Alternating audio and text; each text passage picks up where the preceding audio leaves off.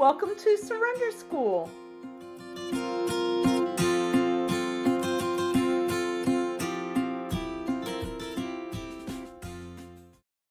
So I'm going to start with the mission statement. At Surrender School, we recover. Our mission is to share 12-step and other supportive recovery solutions with those who want a healthier relationship with food.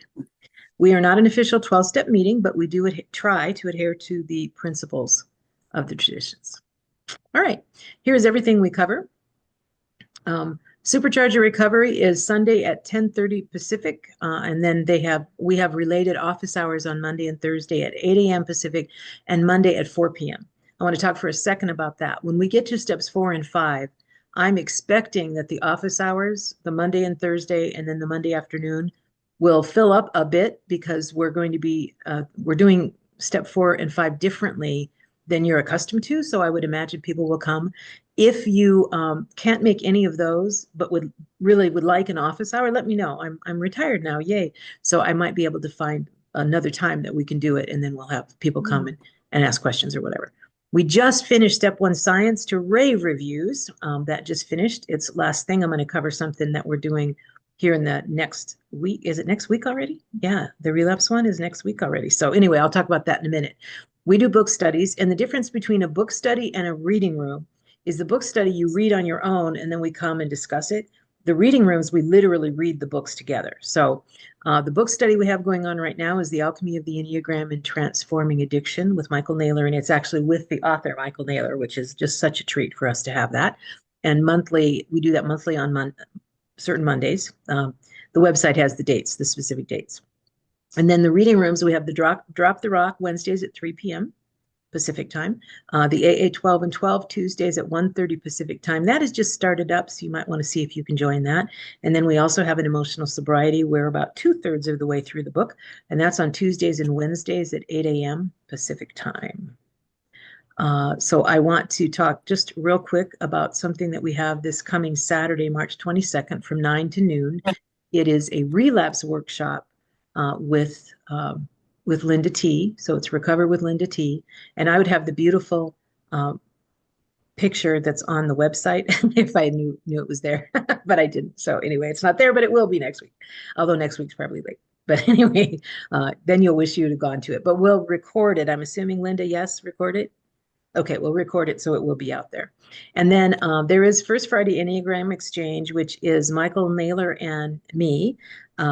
Right now, he's covering the zones of the 3 instincts. So he does the sexual instinct next, and then the month after that will be the social instinct, and then the month after that, suggestions on basically how to help rise the instincts that aren't your dominant one and kind of quiet down the dominant one. So there's 3 more sessions that he's going to do on the instincts. Then after that, we'll do what we call, it's kind of like a podcast, an Enneagram exchange. I'll interview him on his 12-step journey and how the Enneagram figures into that. Probably the month after that, he'll interview me. And then, but it includes questions from the audience, which most podcasts don't. So this will be basically 15, 20, maybe even 30 minutes of an interview and then questions from the audience. So we're excited to do this. We think that's going to be really help people on their spiritual and or Enneagram journey. Okay, here's everything we offer. Consider taking, experience, working, attending. Consider taking the past workshops or book studies that are recorded on the website. Experience the meditations by steps. We have somewhere around 5-minute meditations on each of the steps. They're the beautiful music and nice voice, and it's just really, really nice meditations. Consider working through the steps alone or with the sponsor. And of course, right now you're in here and you're working the steps by type. And also consider attending the in-person retreat we're doing in 2026 in Las Vegas. Consider attending that. Save your money for it. It should be really, really cool. We're excited about it. All this stuff can be found on the surrenderschool.org website. If you would like to volunteer, we always need volunteers, people to run breakout rooms and people to admit people and people to run the reading rooms and that kind of stuff. So reach out to Lori and she will point you in the right direction. Also, if you're interested in participating in the planning of the 2026 retreat, just talk to Joy sometime when she's back from vacation. Let her know that you want to be part of that. All right. If Surrender School has helped your recovery, please donate. There's a donate button on the front page of the website, on the main page of the website. And once again, we are a 501(c), which means tax deductible organization, not for profit organization. So, but we do have expenses, and that's what all of the donations go for, the expenses. Website, obviously the website, there's YouTube expenses, there's, other expenses we have. No, nobody, all of us are volunteers, nobody gets paid. Okay. Also, we have a Surrender School WhatsApp group, and if I was truly organized, I would have the correct code out here, the QR code, but I never have gotten it. So anyway, at some point I will. So join the Surrender School WhatsApp group, and I think, Lori, if you can put like the invitation or whatever, I think maybe in the chat or something that they can join that. And then also a suggestion is to sign up for the daily Ennea Thought from the Enneagram Institute, and they will send you 2 of them. So it would be like for your type and maybe one of the wings, or for your type and maybe your spouse's type or something like that. Okay. Let's take a moment and feel your breath going in and out of your body, and feel your feet on the floor. The purpose of this is to feel present, to be present. Let go of everything that happened earlier today and everything that you're anticipating in the afternoon, so that you can be present right now with all of us here. Now let's say the set-aside prayer together. God, help me to set aside everything I think I know, to leave space for what I have yet to learn. All right. The goal of this course is a personal journey, and our focus is to help you understand the relationship between your false self, that ego structure that we automatically build up because we're human, and your true self, and to treat yourself with unrelenting compassion because you are human. Some things to keep in mind. I'm not an expert on anything, so I learn quickly and I like to learn. That's one of my deals, but I'm not an expert. Michael Naylor is an expert. I am not an expert. Okay. We are working the steps by type. So if you don't know your type, you'll want to take a test, and at least it'll guide you in the direction of your type. I have an interesting story about this. The sponsor that I had for the first 15 years in OA, just a lovely woman, very giving and kind, and gives of her time all the time. She's awesome. And she would come every once in a while to the Enneagram. I wasn't very interested in it. She came to visit me this week, and we sat down, and I literally asked her specific questions, and we figured out she is a type 1. The second she realized she was a type 1, she's suddenly interested in the Enneagram because everything is lining up. And she's like, oh, that's why I'm that way, right? She's been in program for like 40 years, which means she's incorporated all those other things. But it was so cool to see even someone with the kind of recovery she has, which is awesome. Once they understand their Enneagram type, there's things that they can work on. So it was exciting to see that. So it helped. All right. One of my beliefs, and I think many of us have begun to believe this, and that is that self-contempt stops spiritual growth.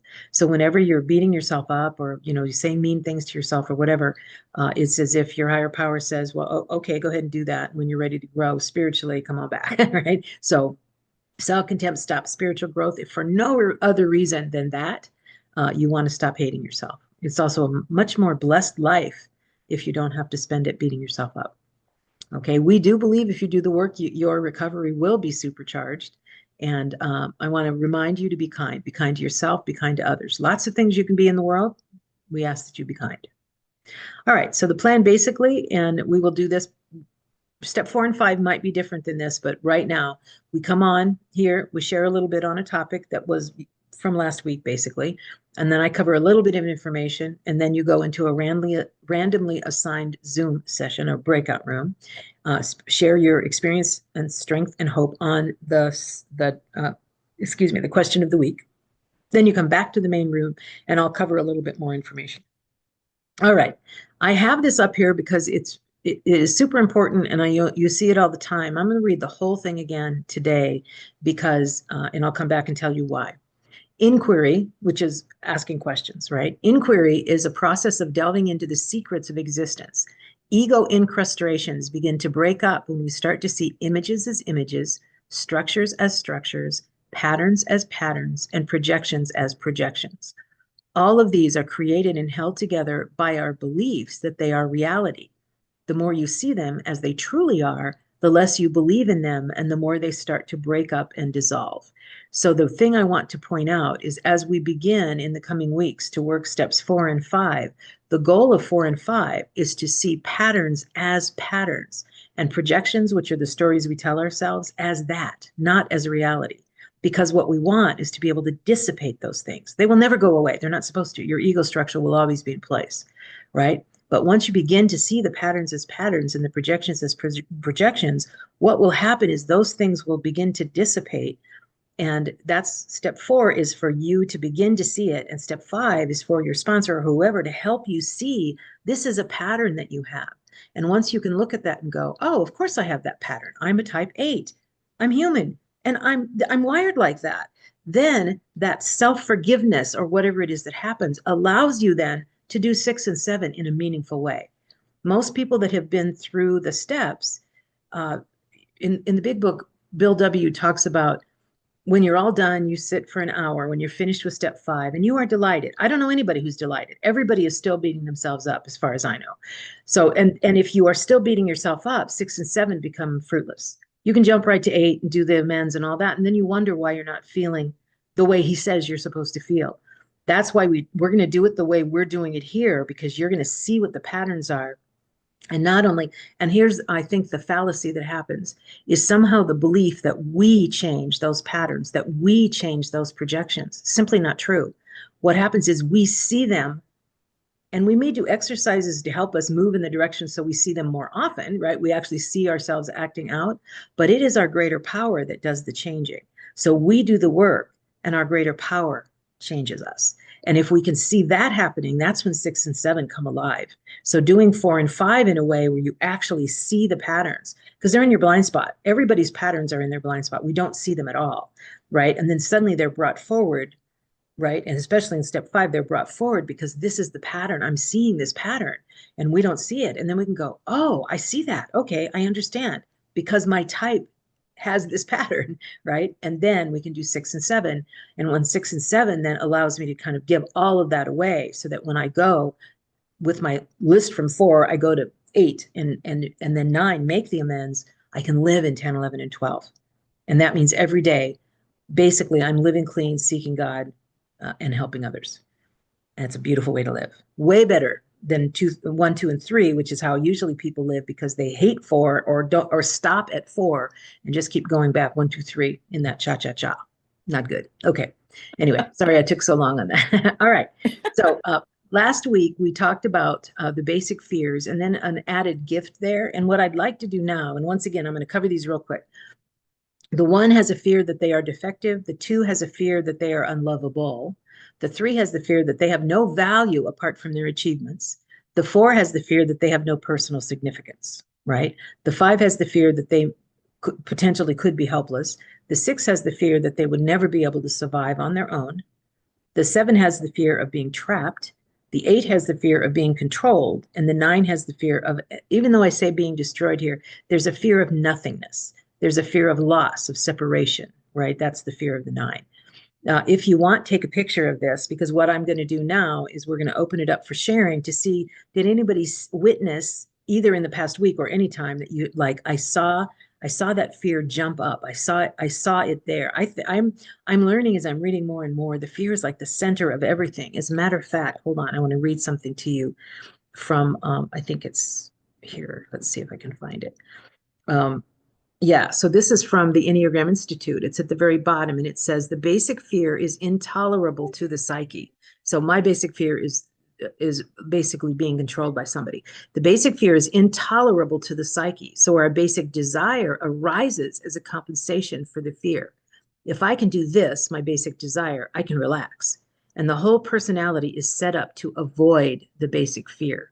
So the basic fear is just so the center of so many things. All right, so now I'm going to stop sharing, and I'm going to have, actually, let me go to the next. There we go. Thank you. Okay. I see Jasmine, your hand is up. Go ahead.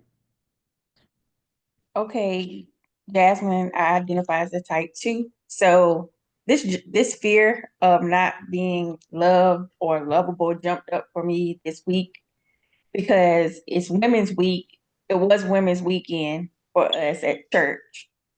Happy Women's Celebration Month to every woman on this. Anyway, it was our weekend, Women's Day at church. Mind you, I've been talking about this months prior, preparing, paying fees. But anyway, one of the activities is to nominate a woman that you honor, or women if it's more than one.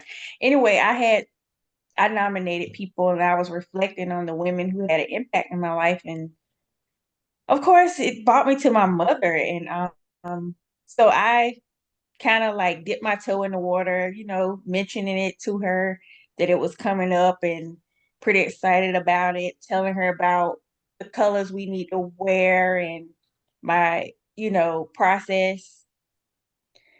And I noticed that she never said she was going to come. I nominated her, mind you, and I told her, I honor you, and I definitely paid money and everything. And then she called me, was it Saturday morning? And she was like, I was thinking of you, and I just wanted to tell you that I'm proud of you for what you're doing. But there's no way I can't make it. And it's just absolutely out of the question. And I felt just as I have always felt in my upbringing. Like, why? Why do I have a kind of mother who cannot nurture or show up for me, or like, what is it about me? Like, and that's where my sense of unlovable, that fear developed anyway, the abandonment and all that. So, but I started to notice how I was going into victimhood and what story I was telling myself, although I missed last week. I hate that I did. And then I had to reframe it and like, just like, hey, I have a parent now who is God. Thank God for that. I'm never alone anymore. I can't be abandoned because I'm not a child either. So I just wanted to share that. Thank you, Jasmine. Yeah, that's hard. And it's almost like it's like, at least for me, what's happened recently is I'm realizing all that stuff is about them, not me, right? Because what we do is we absorb whatever that is and we tell ourselves a story about that, and it really isn't even about us at all. It's about whatever they have gone through or whatever, right? It's their deal. I told you about my friend Norma, who died last year at 93. I just loved her dearly, and she gave me this box with two drawers. It says mine, not mine, right? Because I was really bad at just really determining what's mine, because I'm a fucking control freak, so everything's mine. And so, yeah, to be able to just say it's sad, but that's about her. It's not about me, right? I am lovable. I am right, and I'm generous and I'm kind and all those things that twos are. I mean, I'm not. I'm an eight, but you are, right? So anyway, thank you, Jasmine. I appreciate that. Jim, to you. Thanks. Yeah. Um, in terms of the question that is up there, um, which is not up there anymore, unfortunately for me. Um, I think, for myself, it's I constantly have an issue. It is with the sort of critical parent idea, and that constantly pops into my head. Uh, being a critical parent. Um, um, and it reminds me that I have these constant um, battles um, with remaining positive with my own objectives, uh, um, you know, wanting to continue to achieve in life, um, because of this critical parent idea, which is similar to the question that was put up there. Which I wish I'd now had written down. It would be easy for me to talk around it. Um, but it's this critical mm, element um, that always uh, makes gives me the feeling of not being, uh, you know, not achieving enough. And again, I wish I'd written the question down because When I first saw it, I thought, yeah, well, that's relevant to me. And Yeah. then thereafter answering it. But I will just leave it there because I've got bits more to share later.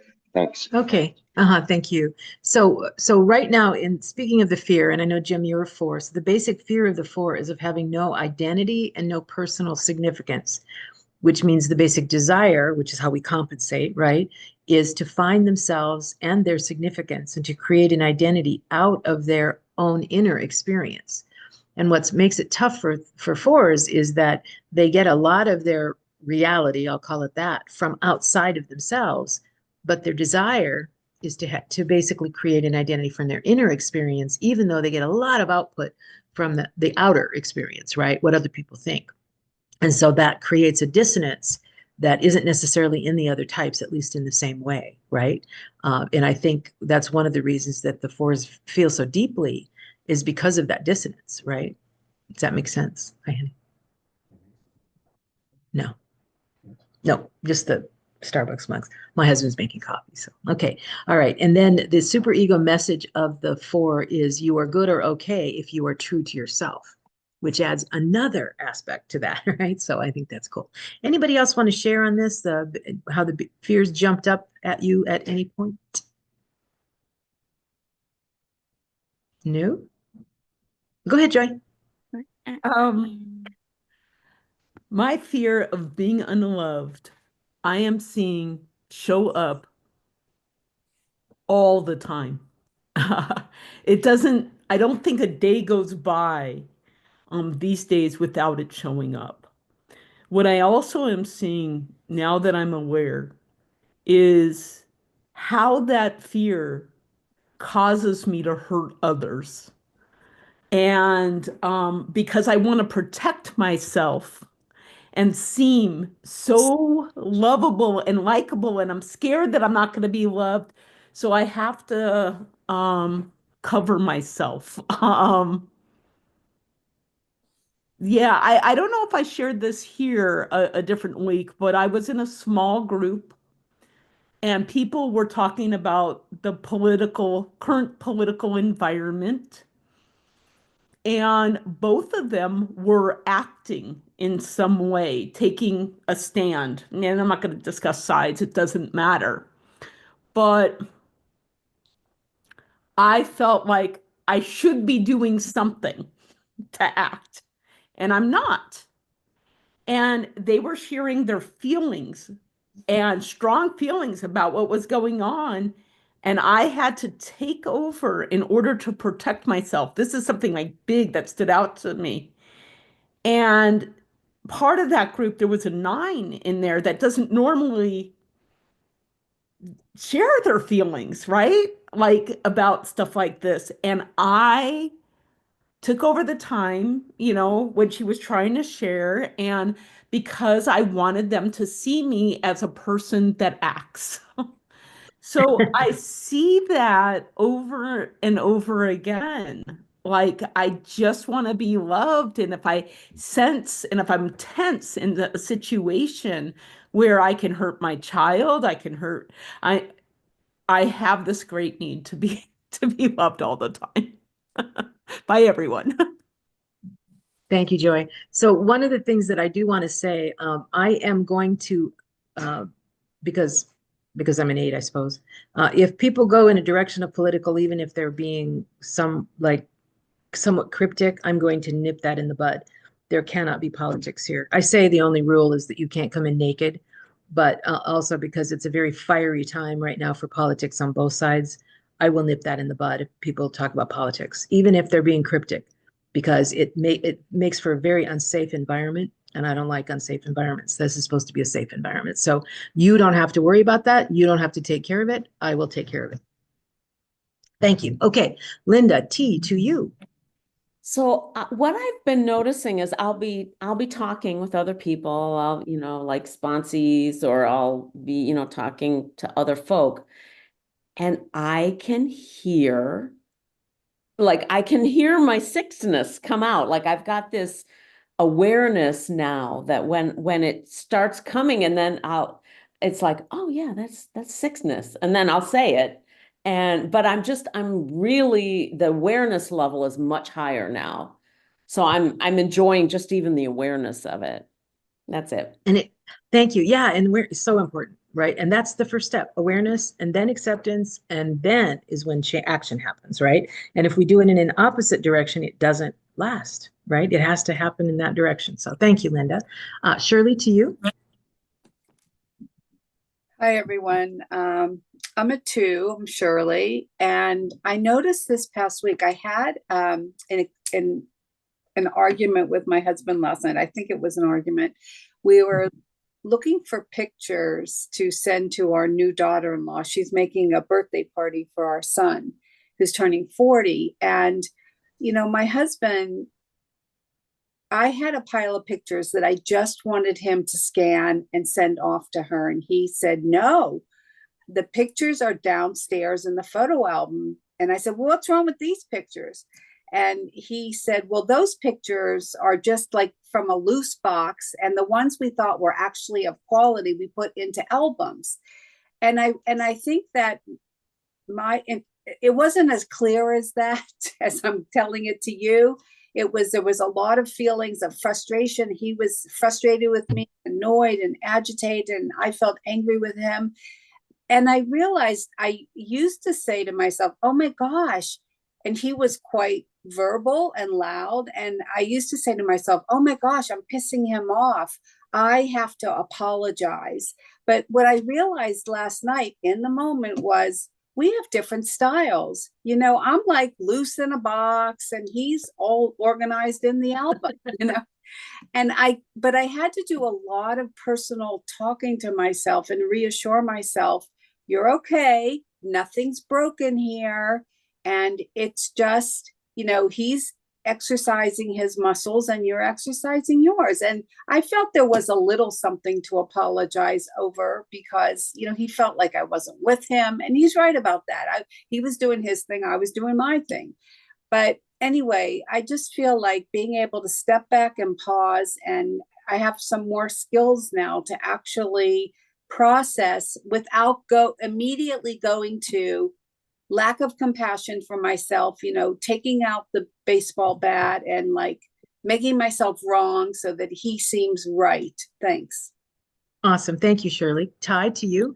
And then it'll be Lynn and Teresa, and then we'll move on. And Binti, you'll be after, if you don't mind. Okay, go ahead, Ty. Yes. Type 1, I'm Ty. I'm type 1. Whatever. Anyway, so I appreciate this class because I am starting to be more aware of my oneness, like Linda said. Like I was like, oh, that's what so when I feel defective, I start doing these type of things, and it's just like, oh wow, like it's I don't know, it's scary and exciting at the same time. But it's more exciting than anything because it's like, okay, now it's like, oh, now I can see, and now it's like I don't automatically have to turn to this, and this. And also with this, it's like now I'm learning the people that I can honestly say, okay, when I am having a problem, if it is struggle, and if it is I'm feeling defective, and then I start going into that spiral, instead of keep going in the spiral, now it's like, let me reach out to somebody and like, let me get this. And it's like, hey, da da da da, am I? Da, da, da. Okay, cool, cool, cool. And then, or like yesterday, I called like one of my first sponsors when I first came into the program. And I was just like, you know what? This is really cool. But it's also it's making me more emotional, which I used to be afraid of. And now it's like, no, that's just it's a natural human emotion. It's okay. Yeah. Because my upbringing was don't cry, keep it up, suck it up, da da da. So it's just like, and it's like, oh wow. Okay, cool. And yeah, I just appreciate this. I appreciate you for putting this together. I appreciate this for real. And that's it. Thank you, Ty. And I want to say this is what's cool about the step 4 step work that we're going to be doing, because the first thing that happens, the awareness that we talk about, is like in the moment, I'm like, oh, okay, oh, I see what I'm doing. The cool part about the step 4 we're going to do is we're going to go back and you'll see the pattern throughout your life. You'll see that those, because those are, we're blind to those. We don't see those at all. And then suddenly it's like, so in your case, Ty, right, that fear of being defective, it's like you'll go back and say, or at least this whoever is working with you on the step 5, right, is say, look at the pattern. Do you see how the fact that you feared that you were defective is what caused whatever that spiral was back then, even, right? So yeah, it's very cool, the way the step 4 comes out here. At least I felt like it's the first time I felt free at the end of the 5, right? So, which is wonderful. So thank you, Ty. All right, Lynn, to you, and then Teresa. Hi. Thank you. Unfortunately, I haven't been able to come to enough of these, but I think I'm a type 4. And it was just interesting that you were talking about not feeling that we were talking about not feeling lovable and stuff, because I literally broke down twice yesterday, crying because I had a therapy session with my husband. And I was talking about how, like, I feel like I'm the only one who ever initiates anything and tends to spend time, And then I had a call later with my dad, and at the end he got into all the things apparently that I've done wrong, and I finally said, I think I have to not talk for a while because you make me feel bad about myself, Dad, And it never used to be like that. Anyway, but I appreciated what you said about God, I can't remember how you said it, but basically everybody's operating from their own paradigm and from their own number and and there was a little bit of a shift at where my dad texted me later and said, you know I want you to do the things you want to do, and I'm always in a bunker looking for snipers, and that's the way I operate. And so he did have that insight, compared to mine.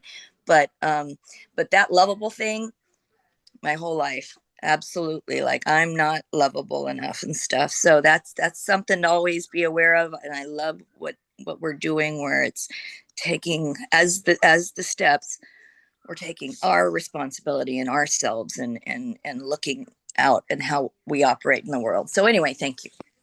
So if you haven't taken a test yet, the test will guide you kind of in a direction. So if you haven't done that, you'll want to do that. And right where it has the Supercharge picture, just below it says go to the Supercharge page, and below that it says take the test. So take that. It's a pretty simple test.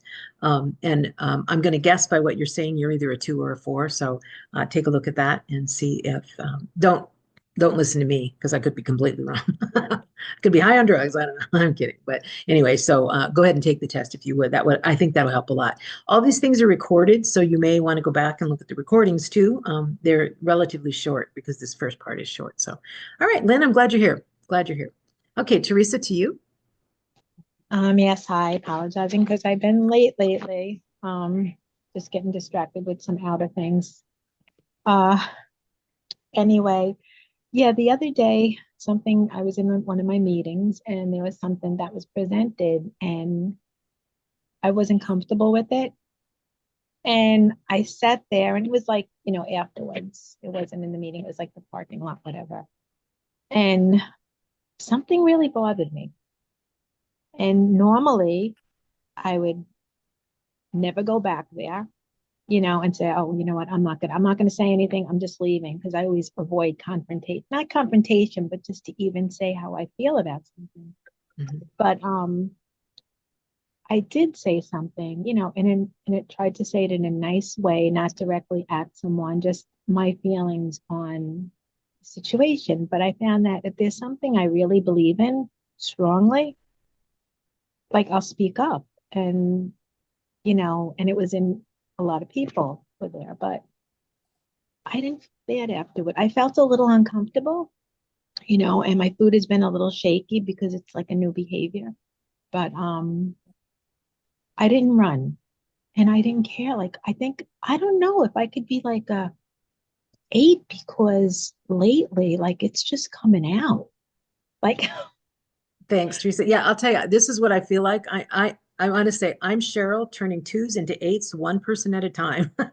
So I'm kidding, but yeah, because you do have the arrow to the 8, right? So one of the things in the 2s that I have as dear friends, one of the things that they found is they were like, "Oh my God, I'm angry. I really feel angry. I feel angry." They're shocked, and then they're like, "I spoke up for myself," right? So those, I think that's wonderful. So thank you, Teresa. We're Yeah. going to go ahead and move on. It is time. Thank you, Teresa. you. We're going back. We're all back. Yeah. Excellent. Okay, I'm going to go ahead and move on here. All right, so this is the Enneagram diagram, and you will notice, even though this particular one I picked because I don't talk about forward arrow, back arrow, I just talk about like just generally arrows. Um, Later on, I'm going to have an exercise, but I want to talk real quick about when we talk about the wings and arrows, why can I say, or how can I say that those are the traits that are easiest for us to pick up? So I want to talk for a second about that. I have the wall there to remind you that what happens from the time we're an infant, an ego structure will build up according to our type because it's trying to protect us from the basic fear is basically what happens. So if you think about it, that ego structure starts to build up. No problem there. That's the way it's supposed to be. You wouldn't even survive childhood if you didn't have it. So it's necessary. The problem is we think that personality, that ego structure is us. That is the problem. And then it's very difficult because it's like, I don't want to be like this. And we don't know how to change that because we can't change ourselves. So the idea here is once that ego structure is built up, it is based on the basic fear. So what I want to talk about, and I'm going to use 8 as an example. Okay, so I am this. Okay, I'm an 8, and I want to say, I know that I have a 9 wing because the wings are next to you on the Enneagram diagram. I know that I have a 7 wing. I also know, if you notice the arrow, I have an arrow to the 2 and I have an arrow to the 5. Now I can pick up relatively easily, actually more easily than I can. It is easier for me to pick up 9, 7, 2, and 5 gifts of the spirit than it is my own, than it is the 8. And the reason is mostly because I don't have their basic fear. So the fear is like, so all the defenses are built around the basic fear. And if I don't have that fear, it's easier for me to pick up the good traits of that type, right? So, and I'll give an example here. Okay, the 9 is able to stay present in the body without the fear of loss. Now, for a 9 to pick that up is really tough because their basic fear is fear of loss. But for an 8, I can pick that up. I can pick up basically being present in my body without the fear of loss because I don't have that fear. So I can stay present more. Now that I'm aware of it, I can stay present more easily than a 9 can stay present, right? It makes sense that I can pick that up. For the 2, right? I can be kind and loving without the fear of being unloved. Really difficult for the 2 because there's always that fear, right? When they take care of themselves, they're afraid that they're neglecting someone else. When they stand up for themselves, they're afraid somebody's not going to love them. That, and Shirley talked about that earlier. Like they have that fear, so it's harder for them. But for me, I can be kind and loving because I don't have the fear of being unloved. I can be that without that fear. Okay. Along those same lines, the 7. The 7 has difficulty being persistent, right? Without the fear of being deprived. They're afraid of being deprived or trapped. I can be persistent without that fear. I mean, I literally, when I worked, I could work, 12 hours without even going to the bathroom. I'm so focused on whatever it is. And I can do that. I can pick that up, that persistence. And then for the 5, easy does it without the fear of being helpless, right? Fives can be they also are very focused, but they can do like an easy does it thing. Like, I don't need to know everything in the world. They can be like that without feeling helpless, and I can pick that up pretty easily. And so anyway, that's the reason when I talk about the different, at least to me, they tie to the fears. When I talk about pulling in those aspects of those arrows and of those wings and arrows are relatively easy for us to do because we don't share the fear with that type. That is not our basic fear. And so they're pretty easy to pick up. All right, with that in mind, even though we are going to talk a lot about we do the work and our greater power changes us, energy flows where the attention goes. And Michael Naylor and he literally says, okay, there's one thing and you work on that one thing. And what you do is you become aware of it, you accept it, and then you take action on it, right? But it is in that sequence. So what happens is we become aware of it through working steps 4 and 5. right? And then we basically are ready to have those defenses. They used to be called defects. We don't call them that here. We call them defenses, because who wouldn't want the defenses to be taken away? Of course, that ego structure is built up. I want those taken away, right? Where I've fallen short in step 7, where I've fallen short, I basically want that taken away. And as a result of that, especially when we're living in compassion for ourselves, that brings 6 and 7 alive. Usually they're not, it's like there's a paragraph in the big book. Yeah. Let's move on to step 8, right? So we really want to be able to really, really make step 6 and 7 come alive. The way you do that is a really good, clear 4 and 5. Doesn't mean deep, right? Because it's a survey. It's a survey of what are the patterns that have shown up in my life? What are the projections that I have? And then I can make 6 and 7 very much alive. And energy flows where the attention goes. So if I'm paying attention to it, it means I get to see it. That's when I see it. Okay, we did all those. That's good. All right, here's the weekly challenge. I'm going to cover it really quickly. This is one thing you may want to do in addition to your question for the week. And the question for this week is step 3, question 3. Everybody write that down. Step 3, question 3. I'll put it in the WhatsApp also. Okay. All right. So the monthly challenge is, all right, for the type 1, do something for your back arrow, and your back arrow is the 7. So you're often rather serious. Do something playful this week. So the third line of type 1 there is the instruction. So if you feel like doing the challenge, do that. For the type 2, the back arrow for the type 2 is 4. You often do things for others, so do something creative for yourself this week. The type 3, let's do something with your back arrow. The back arrow for the 3 is the 6. You often resist feeling anything, so allow yourself to feel a fear and determine what it is alerting you to. For the type 4, your back arrow is the type 1. You often spend time in your head feeling your feelings. Take a walk and get in touch with your body, not your feelings. How does your body feel? Is it cold? Is it hot? What smells do you smell? What do you see and fear? This is, and here, this is what's interesting, because taking a walk with a 4 is deep thinking. And I'm asking you, no deep thinking, right? Smell the smells, hear the sounds, right? Really be physically present in your body. Really hard for a 4 to be, because they're so used to that feeling head thing going on, right? So consider doing that. For the 5, I've got this thing in the way here. Hold on a second. Let me move that out of the way. For the 5, your back arrow is a type 8. You sometimes are autonomous. So say it's human to have needs, and do some vigorous exercise. Stay safe while you do it, but do some vigorous exercise. For the type 6, do something from your back arrow type. The back arrow for the 6 is the 9. You hate to be unprepared, so allow yourself to leave something undone or unprepared. Linda T, I dare you to do this. It's so funny. Or Kim, I dare you to do this. So do something that you're unprepared for, or do something that leave it undone. All right. For the type 7, your back arrow is the 5. You often bounce around, so deepen your knowledge in one area. Okay, stay on that only one area. 7s, that's hard for 7s. For the 8s, your back arrow is the type 2. You often feel the need to step up. This week, realize that you also need to be loved. So design a technique to express your feelings. And Dave, I don't know if that'll resonate with you, but when I sat down and I'm like, yeah, I'm not good at that. So that's my challenge to myself. Okay. And then the other 8s in the group too. I think there's a couple more too. All right, in type 9, let's do something from your back arrow type. The 9's back arrow is a 3. You're often in the background. See if you can be like the extroverted 3 and overcome the inertia that keeps you quiet. So see if you can do that. I'm going to go ahead and stop sharing.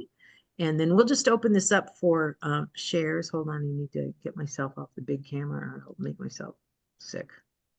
All right, let's see here, gallery. Okay. All right, so I know Binti, you had your hand up. I don't know if we're past the sharing time for you, or if you'd like to share. Yeah, no, past the sharing. Okay, all right. Thank you, dear. Thank you. Sorry about that. All right, Lauren, to you. Hi. Oh boy.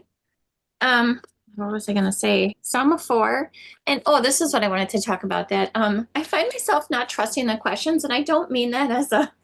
I mean that as a when people are always like, I don't understand the 4s, whatever. It's like, well, great, we don't either. So let's all be confused together. But what I keep finding myself doing, because I see the question again, and I've let it sit all week, sort of thinking about it, but it's okay. I'm working on equanimity all the time, right? I find myself going back to only Michael Naylor because he's the trusted authority. And, and I start sorting out his words a little bit and being like, okay, where is it in this? And it's like, am I working on uniqueness, specialness, crazy feelings? Like, what am I focusing on? So, anyways, I think that's really all I wanted to share. I absolutely, I know I say this and I feel like a butt kiss, but it helps me understand myself better when I hear certain phrases that the others are sharing.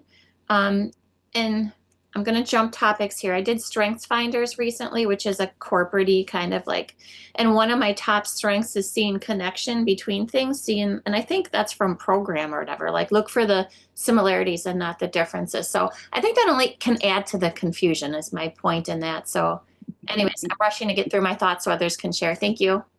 Uh-huh. And I want to say too, that's the thing. We're human beings, and even the people that came up with the questions, human beings, and some will resonate and some won't, right? And it's like, it's okay.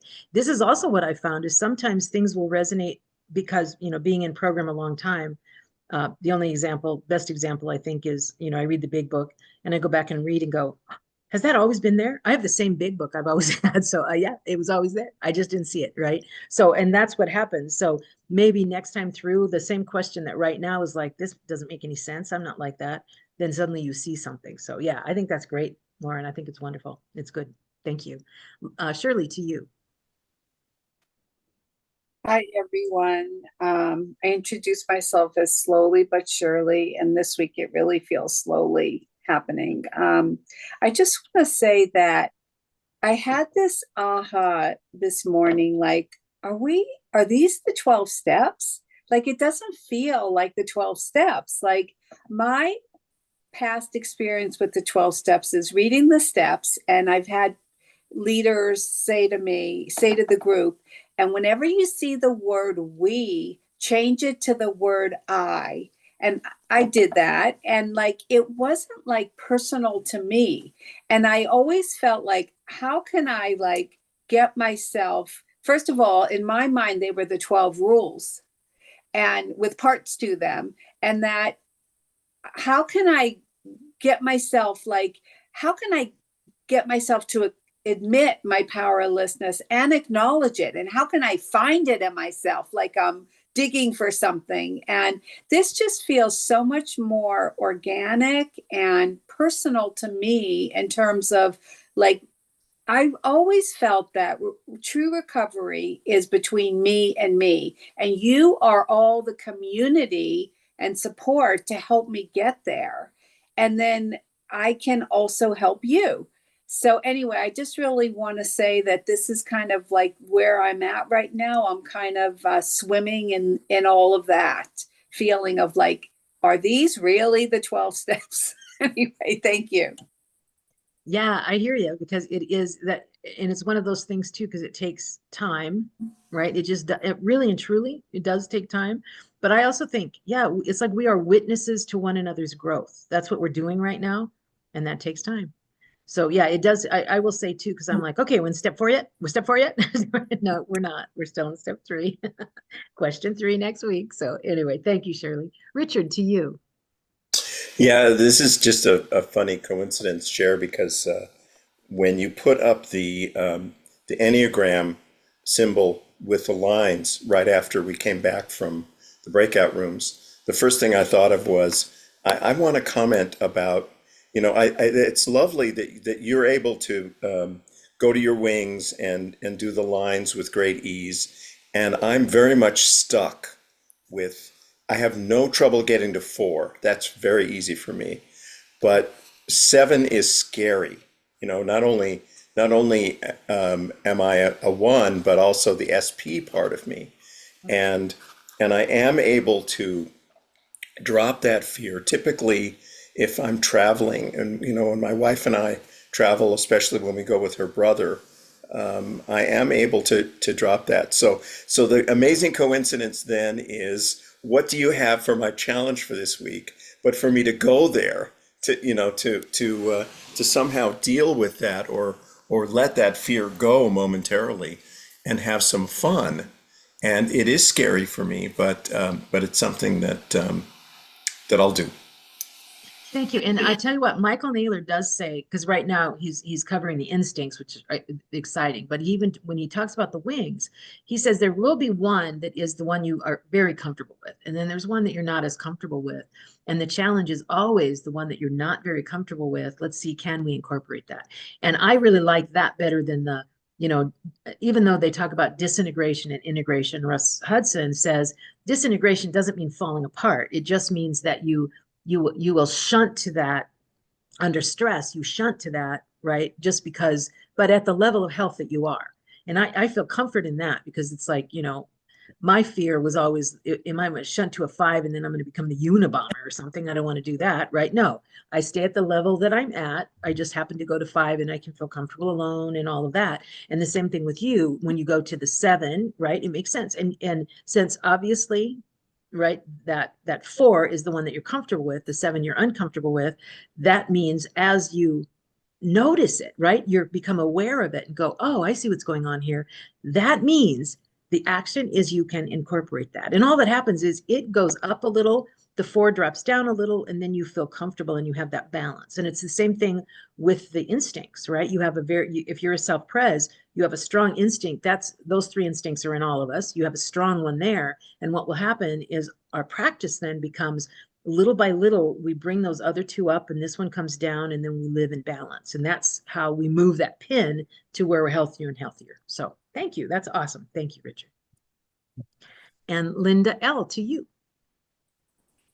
Hi, everyone. Thanks, Cher, for everything and all the assistance that you have today. I love that this my challenge for the back arrow, act extroverted. I have been learning the ukulele for the last 2 years, and I finally joined a couple of groups that play together. And tonight there's an acoustic venue that has signups. So I had planned to go ahead and sign up for, to perform. And I've learned a little bit about, usually I just I'm so tense and I just get up there and it messes up. But I think that, when I talk a little bit to the people and I get a little bit more comfortable, and then I can breathe, and then it comes out a little better, almost like at home. So Awesome. anyway, Okay. yeah, it's just amazing. Awesome. So I want to share a couple of things with you. So first of all, I'm proud of you. That's awesome that you're doing that. And do you see, because the 3, even though they can be extroverted, it's so important to them. Their basic fear is that their only significance is in how well they do something. And you don't have that fear because you're a 9, right? So that means I've lost you here. I don't know where you are. Anyway, but that means that that you don't have the fear, which means you can step up. That's great. That's wonderful. One other thing I want to talk about, I used to teach presentation skills. So one of the things you want to do when you're talking to them right up front is own the emotion that they're feeling in you, but you can own it as excitement, because it's the same chemical, excitement and fear. It's the same chemical. It's adrenaline. So you can say, oh, I'm really excited to be here, which sounds different than I'm afraid to be here. Right. But you own it. And then what happens, because what will happen is your audience, it's like, if you're really nervous, this is what I used to teach, right? If you're really nervous, what happens is eventually somebody in the audience gets nervous too. And then all the adrenaline starts dumping, and then it's fight or flight, and everybody's arguing with you. It's not good. So but if you own it as excitement, I'm really excited to be here. So if I make a mistake, forgive me, but I'm really excited to be here. And then you do it, but you've owned it. And then everybody can go, oh, there's not a bear around the corner. It literally is just that, okay, fine. And you can feel the audience kind of calm down a bit. And that's what you want to do. And then I want to hear how it went.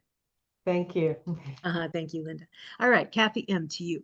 Hi, I'll try and make it really quick, but I had a situation this week where I was thinking about my wings and instincts and so forth, but something has happened. I've said no to this member of one of my 12-step groups for the last year and a half, and he keeps dictating things to me, and I say no, and he dictates, right? And I have gotten so furious about it, really, really angry. And you touched on 2s and anger. And what I'm realizing, it's not necessarily just this, but it's all these past occasions in business where I was ignored or discounted and whatever. And I think my fear of speaking up and saying anything is I'm going to just curse at them, just go crazy and curse at them. So I don't know, is that my 8 coming out, or what is that? Is that will I get settled down to being a 2 again, or am I just doomed? No, you will always be a 2. But I do want to say, I'm going to give an example here, and I hope the person isn't here. And if they are, forgive me. But they asked me to make a change to like all my presentations. And I said, no, I'm not going to change it. And then I thought that sounds kind of rude. So then I added something that said, I really don't have time to do that. And then this person came back and said, will you reconsider, please? Right? Whatever. I don't remember. And I answered, I'm not going to reconsider, stop asking. Now, to me, that wasn't high emotion.